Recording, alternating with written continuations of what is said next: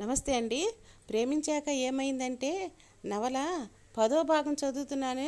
వినండి, విని ఆనందించండి.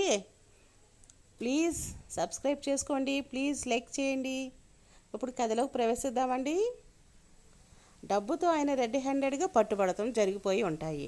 దాంతో అతని ఉద్యోగం ఊడిపోయింది. సరే, ఇదంతా చేయిస్తే మనకేం ఉపయోగం అడిగాడు రాజారావు.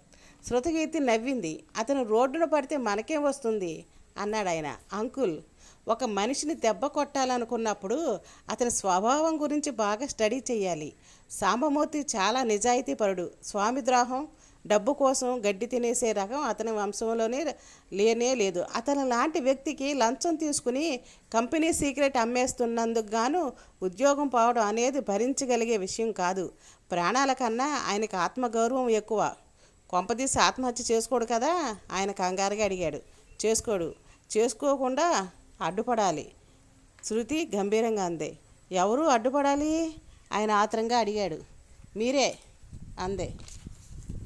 నేనా? అవును, మీరు ఇప్పుడు ఆయన కలవబోతున్నారు. కలిసి ఒక విషయం స్పష్టంగా ఆయనకు అర్థమయ్యేటట్లు చెప్తారు. అదేమిటి మీకు తెలుసు? రాజారావుకి ఆమె అంచనాలకి ఎత్తుగడలకు తనే తల తడుముకోవాల్సి రావడం ఆశ్చర్యంగా ఉంది. అవురా, 20 ఏళ్ల ఆడపిల్లగా ఉండాల్సిన తెలివితేటలేనా ఇవి అనుకున్నాడు. శృతి సెల్ రింగ్ అయింది. ఆమె రిసీవ్ చేసుకుని యా ఓకే అలాగే గుడ్ అని పెట్టేసి రాజారావుతో అంది. అంకుల్, నాగరాజు చేశాడు, బయలుదేరండి. మంచి సమయం. అసలే చీకటి, దారంతా గతుకులు అన్నట్లుగా ఉంది. సాంబమూర్తి పరిస్థితి పులి మీద పుట్రలా ఒకదాని మీద ఒకటి జరుగుతున్న సంఘటనలు ఆయన పిరుగుపాటు తిన్న వ్యక్తిలా మార్చాయి. ఎండి అన్న మాటలు 1000 శతఘ్నాల్లాగా గుండెలో మారుమ్రోగుతున్నాయి. మిమ్మల్ని ఎంతగానో నమ్మి ఇంతకాలం ఒక తండ్రిలా గౌరవించినందుకు మీరు చేసిన ప్రత్యుపకారం ఇదా? తిన్నింటి వాసాలు లెక్క పెడతారా?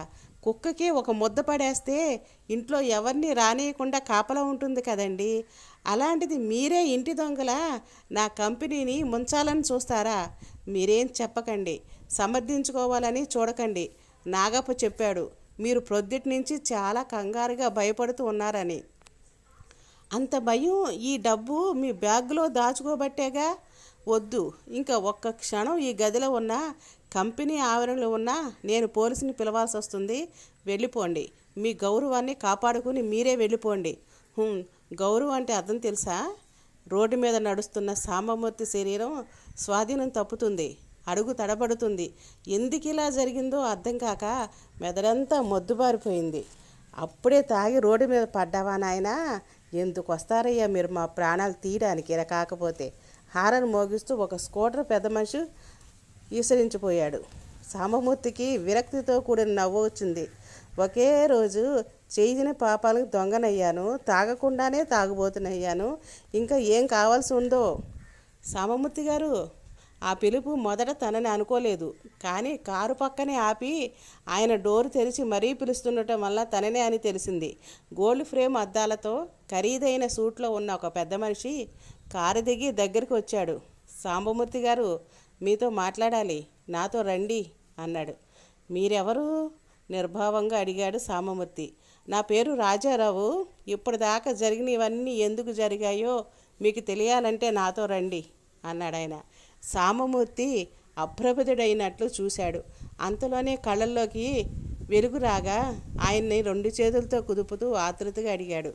జరిగిన దాంట్లో నా తప్పేం లేదని, నేను లంచగొండినని, దొంగనని, స్వార్థపరుని, స్వామిద్రోహిని కాదని మీకు తెలుసా? రాజారావు చిద్విలాసంగా నవ్వి అవును అన్నట్లు తల ఊపాడు. సాంబమూర్తికి కొత్త ఊపిరి వచ్చినట్లయింది. అయితే పదండి, మా ఎండి సునీల్ కుమార్ గారికి నా మీద జరిగిన కుట్ర గురించి చెప్పి ఈ మోయలేని నింద నుంచి నన్ను తప్పించండి. నాకు మళ్ళీ ఉద్యోగం అక్కర్లేదు. ఆయనకి నా నిజాయితీ తెలిస్తే చాలు. నా చర్మం ఒలిచి మీకు చెప్పులు కుట్టిస్తాను. జన్మంతా మీకు రుణపడి ఉంటాను. నాకు మీరే దేవుడవుతారు. పదండి, దుఃఖంతో ఆవేశంతో ఆయాసపడుతూ అన్నాడు. అలాగే రోడ్డు మీద ఆవేశపడకండి, మన ప్రశాంతంగా కూర్చుని మాట్లాడుకుందాం. నాతో రండి అన్నాడు రాజారావు. సాంబమూర్తి కన్నీళ్లతో తల అడ్డంగా ఆడించి చెప్పాడు. ముందు ఈ భరించలేని అవమానం నుండి కాపాడండి. ఈ మచ్చని చెరిపేయండి. తర్వాత మీరు రమ్మన్న చోటికి వస్తాను. ఏం చెప్పినా చేస్తాను. ప్లీజ్ మీ కాళ్ళు పట్టుకుంటాను. సామమూర్తి రోడ్డైనా చూడకుండా ఆయన కాళ్ళ మీద పడిపోతూ అన్నాడు. రాజారావు ఆయన్ని లేవనెత్తి, సరే అలాగే వెళ్దాం, కానీ ముందు నేను చెప్పేది వినాలి, తర్వాతే మీరు చెప్పినట్టు నేను చేస్తాను. ఆలోచించుకోండి. ఓ గంట మీది కాదనుకుని నాతో వస్తే మీ ఎండీని నేనే స్వయంగా పిలిపించి నాగప్ప చేత నాగరాజు మీ బ్యాగులో డబ్బు పెట్టించాడని రుజువు చేస్తాను. నాగప్ప తనంత తనే నిజం ఒప్పుకునేటట్లుగా చేస్తాను. కానీ ముందు మీరు నాతో రావాలి కండిషన్లో చెప్పాడు. సామమూర్తి సంతోషంగా చూశాడు, కళ్ళు తుడుచుకుంటూ. అయితే ఆలస్యం చేయకండి, పదండి అన్నాడు. చెప్పండి, నాతో మీరేం మాట్లాడాలి? ఆలస్యం భరించలేనట్టుగా ఉద్వేగంగా అడిగాడు సామమూర్తి. ఆ ఏసీ రూములో చల్లదనం నరాలను వణికిస్తుంది. గోడకు తగిలించిన పంజా విసరడానికి సిద్ధంగా ఉన్నట్లున్న పెద్ద పులి చిత్రం వెన్నులో జలధరింపు కలగజేస్తుంది. రూమ్ ఫ్రెషనర్ కూడా ఘాటైన సువాసనలు వెదజల్లుతూ తనకి చందన ప్రపంచంలోకి విసిరివేయబడినట్లుగా సామమూర్తికి చలి పుట్టిస్తుంది. రాజారావు పైపు తాగుతూ గంభీరంగా పచేరలు చేస్తున్నట్టుగా సామమూర్తి వైపు చూశాడు. చెప్పండి, అసలు ఎవరు పన్నారు ఈ పన్నాగం? నా జీవితంలో చెలగాటం ఆడాల్సిన అవసరం ఎవరికి కలిగింది? పిచ్చుకు లాంటి వాడిని బ్రహ్మాస్త్రం ప్రయోగించాలన్న క్రూరమైన ఈ ఆలోచన ఎవరిది? సామమూర్తి గొంతు దుఃఖం వల్ల నీరసం వల్ల వణిగిపోతుంది. రాజారావు తీవ్రంగా చూస్తూ అన్నాడు. మీ అమ్మాయి పేరు కీర్తేనా? హఠాత్తుగా అడిగాడు. ఆ ప్రశ్నకు బిత్తరపోతూ అవును అన్నాడు. నాకు ఒక్కడే కొడుకు సిద్ధార్థ, కోటీశ్వరుడు వాడు. నీ కూతురికి నువ్వు కష్టపడి ఒక 6,000 నెలకు సంపాదించేవాడినో లేదా అతి కష్టపడి ఓ 10,000 సంపాదించేవాడినో ఇచ్చి పెళ్లి చేయగలవు. అంతకన్నా పైకి కలలు కనే స్తోమత కూడా లేదు. అవునా? ఇదంతా ఎందుకు చెప్తున్నారు? అవసరం కాబట్టే. నీ కూతురు అందుకే తెలివిగా ప్రేమ అనే ఎత్తుతో నా కొడుకుని వలలో వేసింది. కోట్లకు వారసుడు, నెలకు 1,00,000కు పైగా సంపాదించే చార్టెడ్ అకౌంటెంట్ని గాలం వేసి లాగింది. రాజారావు గారు, సామమూర్తి కంఠం ఆ గదిలో ప్రతిధ్వనించింది. ఆ స్వరంలో పలికిన వాడికి ఒక్క క్షణం ఉలిక్కిపడి అంతలోనే సర్దుకుని, ఏం మీకు ఇవన్నీ తెలీదా అన్నాడు రాజారావు. సామమూర్తి ఉద్యోగం పోయినప్పుడు అవమానంతో కృంగిపోయినట్లు వంగిపోయి ఉన్నాడు. కానీ ఈసారి జరిగిన అవమానానికి రోషంతో ఆవేశంతో పడగ ఎత్తినట్లుగా ఒంట్లోని శక్తినంతా కూడగట్టుకుని సోఫాలోంచి లేచి రాజారావు దగ్గరికి వచ్చాడు. ఇన్నాళ్ళు నా సేవలు వినియోగించుకుని నన్ను దొంగ అన్న మా ఎండీ మాటలకు నా గౌరవం పోయిందే కానీ ఈ ప్రాణాలు పోలేదు. కానీ మీరు ఇప్పుడు నా ప్రాణానికి ప్రాణమైన నా కూతురి గురించి అంటున్న మాటకు మాత్రం ప్రాణాలు పోతాయేమో అన్నంత బాధగా ఉంది. ఈ అవమానం నా శరీరానికే కాదు, నా నమ్మకానికి. రాజారావు గారు, నా కూతురి గురించి మీకు తెలియక ఇలా మాట్లాడుతున్నాం. అది నిప్పు. నా మేనల్లుడితో దానికి పెళ్లి కూడా నిశ్చయమైంది. నా కీర్తి ఇలాంటి పని నాకు తెలియకుండా ప్రాణం పోయినా చెయ్యదు.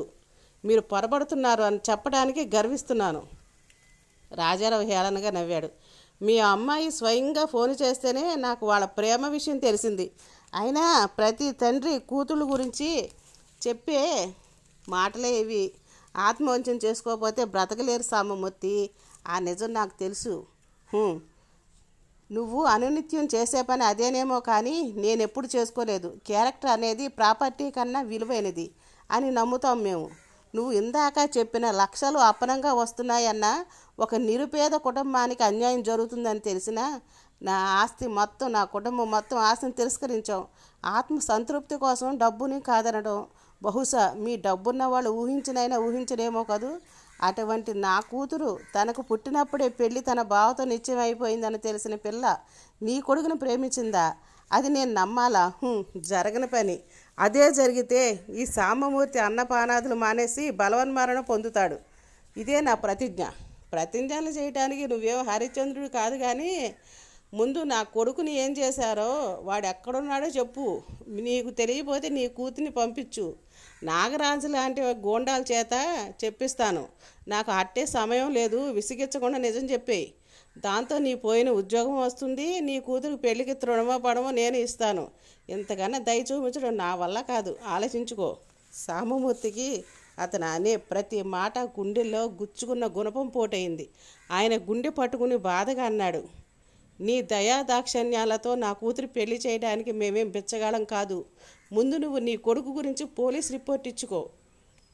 అభం శుభం తెలియని నా కూతురి మీద నిందలు వెయ్యకు, పురుగులు పడిపోతావు. ఛీ, కేవలం ఒక ఆడపిల్ల మీద అనుమానంతో నీచమైన పన్నాగం పన్ని నేను ఇన్నాళ్ళుగా కూడకట్టుకున్న పరువు కొల్లగొడతావా? పరువు అనే మాటకు అర్థం తెలిస్తే అలా చేయగలవా? అది నీ ఇనప పెట్టెలో దాచుకునే మక్కిపోతున్న సొమ్ము కాదు, పోతే మళ్ళీ సంపాదించుకోవడానికి. నీలాంటి వాళ్ళు మనిషి రూపంలో ఉన్న రాక్షసులు. నోరు మూయి, నీతులు చెప్పకు. ఇంటికి వెళ్ళి నీ కూతుర్ని అడిగి నిజం తెలుసుకో. నా కొడుకు ఎక్కడున్నాడో చెప్పి ఇంకా వాడి దారిలోకి రానని నీ కూతురితో చెప్పించు. నీ బాస్తో మాట్లాడి నీ ఉద్యోగం నేను వచ్చేటట్లు చేస్తాను. That's all. రాక్షసుడా, నీ సహాయంతో ఇచ్చే ఉద్యోగం చేసేకన్నా అడుక్కు తినడం మెరుగైన పని. మళ్ళీ చెప్తున్నాను విను. నా కూతురు నిప్పు. అది ఈ ప్రేమలు దోమలు గొప్పింటి కుర్రాడితో ఫోన్లు షికార్లు చేసే పిల్ల కాదు. దాని పేరు కీర్తి. నీ పేరు కుబేరుడైతే నువ్వు ధనవంతుడు అయిపోతావా? చాలు చాలు, పెద్ద చెప్పొచ్చావు. వెళ్ళి నీ కూతుర్ని అడిగి నా కొడుకు అడ్రస్ చెప్పు. మళ్ళీ నీ కూతురు నా కొడుకు పేరు ఎత్తకుండా చూడు. లేదా నీకు ఇంకా 2 పిల్లలు ఉన్నారు, వాళ్ళు ఈ పాపానికి అన్యాయంగా బలైపోతారు. బెదిరిస్తున్నావా? అలాంటిదే, వినకపోతే అనుభవిస్తావు. రేపటిలాగా నీ కూతురు చేత నిజాలు కక్కించు పో. ఇక్కడికి అనవసరంగా చాలా టైం వేస్ట్ గడిపేశావు. రాజారావు ఈ మాటలని చేత్కారంగా చూసి విసురుగా గదిలి తలుపు తీసుకుని వెళ్ళిపోయాడు. అటు ఇటు నెమ్మదిగా ఊగుతున్న స్వింగ్ డోర్ని చూస్తుంటే సామమూర్తికి జరిగిందంత కళ అయితే బావుండు అన్న ఆలోచన బలంగా కలిగింది. కానీ నిజమే అనడానికి సాక్ష్యంగా తనింకా ఏసీ గదిలోనే ఉన్నాడు. బలహీనమైన శరీరంతో ఛిద్రమైనటువంటి మనసుతో నెమ్మదిగా కాలేడుస్తూ బయటికి నడిచాడు. కీర్తి, ఇన్ని నీలాప నిందలు నీకు వస్తున్నాయేంట్రా తల్లి అనుకున్నాడే కానీ అది నిజమేమో అన్న ఊహ కూడా అతని మనసులోకి ఒక్కసారి కూడా రాలేదు. అంత నమ్మకం కూతురి మీద. మునిపెన్నడూ చూడని ఒక అలౌకికమైన అద్భుత ప్రపంచం పేరే స్వర్గం. ఆ స్వర్గానికి ఈ భూమికి మధ్యన ఓ వారధి నిర్మించాలని భగవంతుడు కోరిక కలిగితే దానికోసం కేవలం అనుభూతించలేగా ముట్టుకొని ఆనందించలేనట్టుగా ఉండే ఒక పదార్థం కోసం వెతుకుతాడట. దొరకలేదట. కానీ అతను సృష్టించిన మానవుడు ఆ వంతెన నిర్మించాడట ప్రేమ అనే భావనతో. ప్రేమ స్వప్నానికి వాస్తవానికి మధ్యన అమరే వంతెన. కీర్తి దుమ్ము పట్టిన గాజు సామాగ్రిని